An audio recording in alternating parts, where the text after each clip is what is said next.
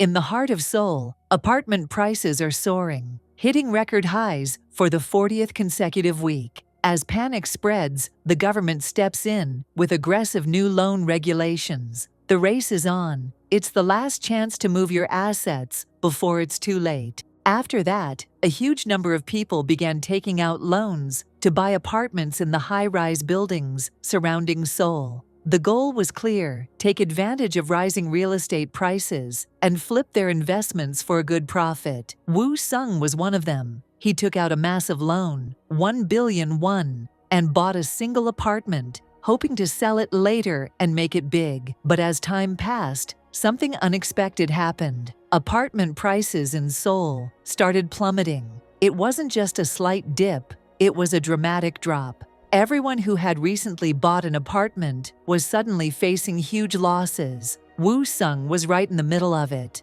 At work one day, a coworker joked with him, "Man, instead of investing in an apartment, you should have gone into crypto. You were poor before, and now after taking loans, you're just even more broke." That comment hit a nerve, especially with everything going on. Later that day, Woo Sung returned to his apartment building. He'd been having a really hard time lately, not just financially, but also mentally, because for some reason, there were constant, unexplained screaming sounds echoing through the building. No one knew where they were coming from or what was causing them. To make matters worse, other neighbors who kept hearing the noise started pointing fingers at him. Even though he had nothing to do with it, he was the one being blamed.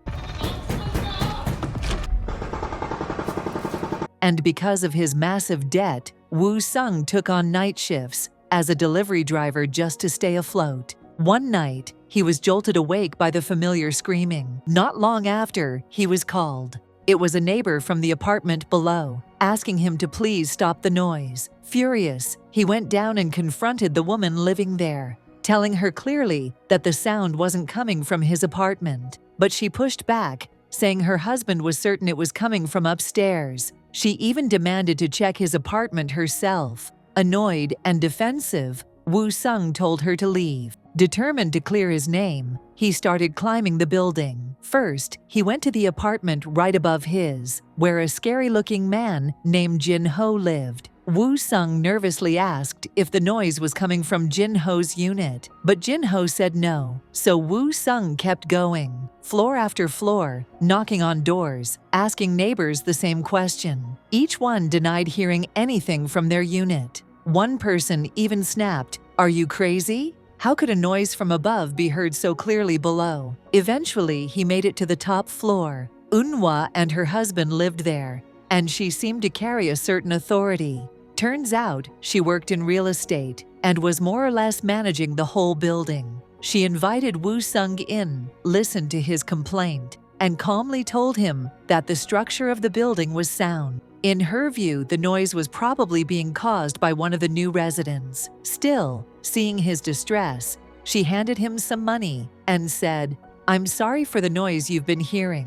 Take this as compensation. We'll deal with whoever is causing it." The next day after work, Woo Sung met up with his friend again and mentioned the ongoing noise issue. But instead of focusing on that, his friend brought up crypto again. This time, he seemed more serious. He told Woo Sung that a top crypto expert had tipped him off about a coin called GB, predicting it would crash down to 815 won that very night, then shoot up by 815%. There was just one warning. The coin might be rugged. On August 15th, Korea's Independence Day, the idea of turning one's money into 9 times that amount was tempting, and Woo Sung was hooked. He watched the GB coin closely and saw everything unfolding exactly as his friend had predicted. The price kept dropping. Fearing he'd miss out, Woo Sung made a bold and desperate move. He sold his apartment, even at a loss, just to invest in the coin. Although the apartment had been sold, he was allowed to stay there for a short while.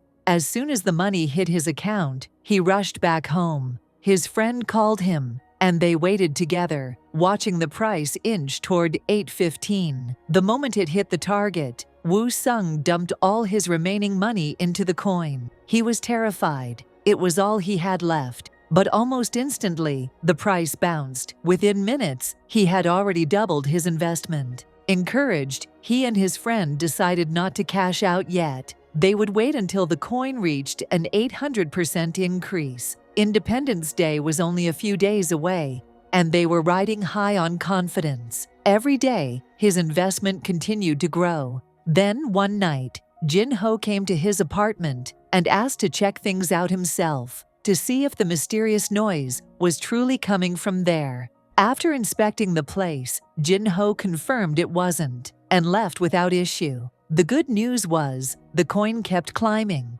He was finally starting to make real money. In the background, we learn that Woo Sung's mother was still alive, living in another city. Though they weren't together, the thought of her still lingered in his mind. Eventually, the big day arrived, August 15th. This was it, the day Woo Sung was supposed to cash out and secure his life-changing profit. But just that morning, chaos erupted in the building. Screams and shouting echoed again, and all the neighbors gathered at his door. It seemed like someone was trying to frame him. Just before the situation got out of control, Eunhwa intervened and calmed the group. They all agreed to check Woo Sung's apartment. Then Jin-ho and another neighbor entered the apartment. What they found stunned everyone. A phone connected to a speaker system, clearly set up to project the screaming noise. Woo Sung is deeply shocked by the situation. He admits that someone else must have framed him. Then a heated fight broke out. At that time, a man suddenly collapsed,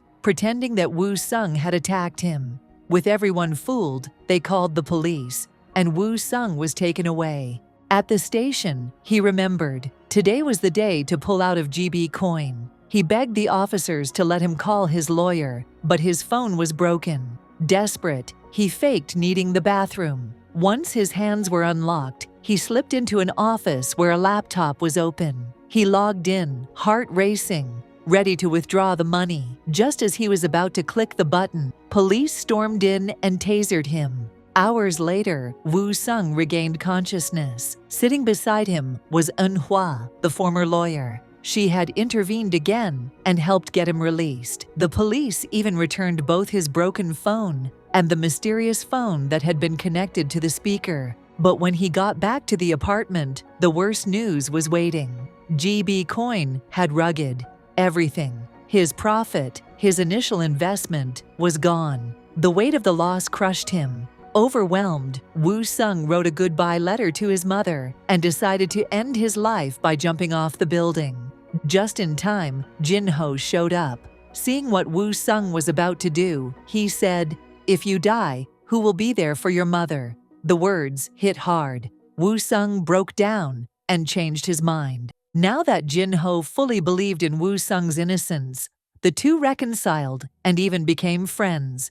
They decided to investigate the downstairs apartment once more. It was unlocked, and strangely, no one was inside. Room by room, they searched in silence. Among them, they figure that the downstairs neighbor's building is owned by Eunhwa and her husband. Wang realizes that they bought his apartment as well, and Jin-ho tells them that the same has happened to him. He says that they're trying to buy the whole building and is probably making the noises to make them sell their houses at low prices. Soon, a call comes from Eunhwa to Wang, asking him to come over. They plot to find evidence at her house and threaten her to make it public. Wang reaches there as she asks him about the fight, if he really hit the man, while Jin-ho rings the doorbell to keep her occupied. Wang, meanwhile, goes to the bathroom and starts looking for anything important. He finds a gun and a steel door with a password lock. Soon he is attacked by her husband. As he calls him a thief, Wang gets angry and tries to attack him, saying that he knows everything about them. But Eunhwa takes the golf club from his hand and Jin-ho takes him away. He tells him that he shouldn't have gone all crazy too soon and advises him to calm down as they will make a plan together later. At his house, Wang brings out the phone that the police have given him, which the sound was played. It isn't his phone, so he doesn't know the pattern, but there is a Wi-Fi connection, and the signal is poor. He decides to take it to Jin-ho immediately. However, after he calls him up, He sees that the signal is stronger there. Jin-ho opens the door and he stammers and says that his Wi-Fi got disconnected, so he needs his. Jin-ho says that he has no Wi-Fi either. He decides to leave as Jin-ho stops him and offers him to go to the hot bath with him, but he denies. After he closes the door, Wang checks out the Wi-Fi signal at every apartment, and it is the strongest at his door. He figures out the truth and decides to go to the hot bath at the last moment. It is in the same apartment,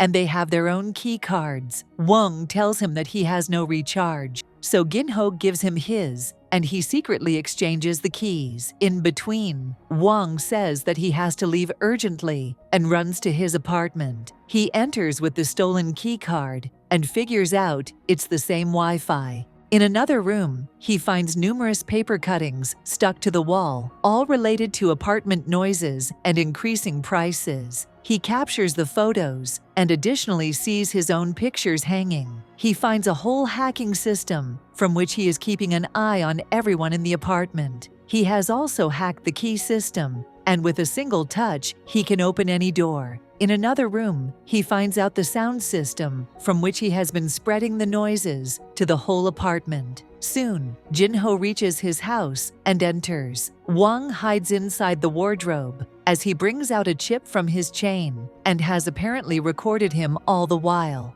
After he goes to sleep, Wang comes out and grabs a hammer. He decides to attack him, but after all doesn't. Soon, a doorbell rings, and he hides under the bed. Jin-ho opens up, and it is the woman from downstairs. Apparently, it was his advice for her husband to pretend to be hurt, but he accidentally hit his head, and she says he may never wake up. Jin-ho says that it will be better. The more dead, the more interesting it will be. Jin-ho takes up the bed and throws a bundle of cash at her. Angrily, she reaches the bed and starts breaking the cassettes.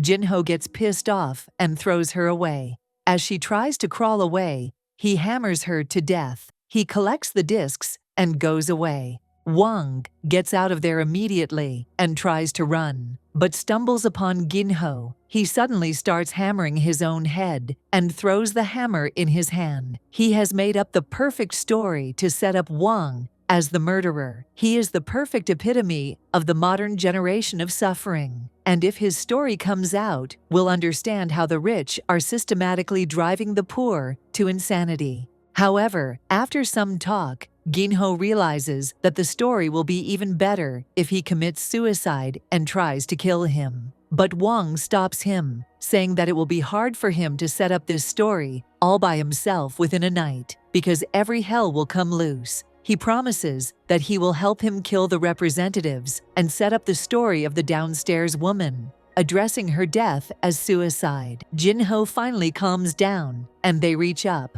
They bring up the body. Jin-ho cuts the gas pipe and puts the wrench in the woman's hand. They reach the bed and tie both of them up. Gi-ho faces Eun-hwa and asks her if she remembers him. He was once a journalist and did a story on the poor construction of the complex, and she blocked the story. He was eventually stabbed by thugs. Then she stopped being a prosecutor and started buying the building. Since then, he decided to follow her. He demands to take the ledger from her, which consists of all the money she illegally took from the construction. She tells him that her husband knows the password of the steel door, and he drags him there. Eun-hwa tells Wang that she is certain he's been tricked into this.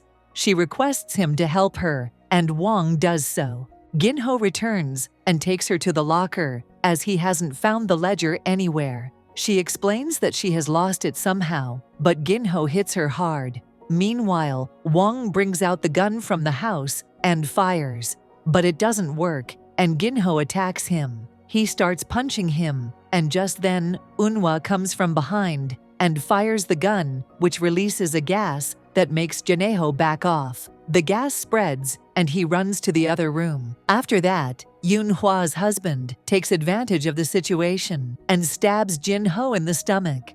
Eun-hwa comes there and finishes up the job. She beats Wang from behind and starts lecturing him about life. Meanwhile, Jin-ho gets up with his last bit of life and grabs her. He eventually finishes her, and both of them eventually die. Wong checks out the documents and burns them all up. He further leaks the gas and keeps the fireplace open. As he leaves the flat, the apartment blasts and he falls unconscious. He wakes up in the hospital with his mother beside him. The police have found no evidence to put him on anything since all the vital things are burned. Wong eventually returns to his village and starts living with his mother. So that was the recap for the 2025 movie Wall to Wall. For more recaps like this, stay subscribed to the channel. And if you like this video, you may also like this.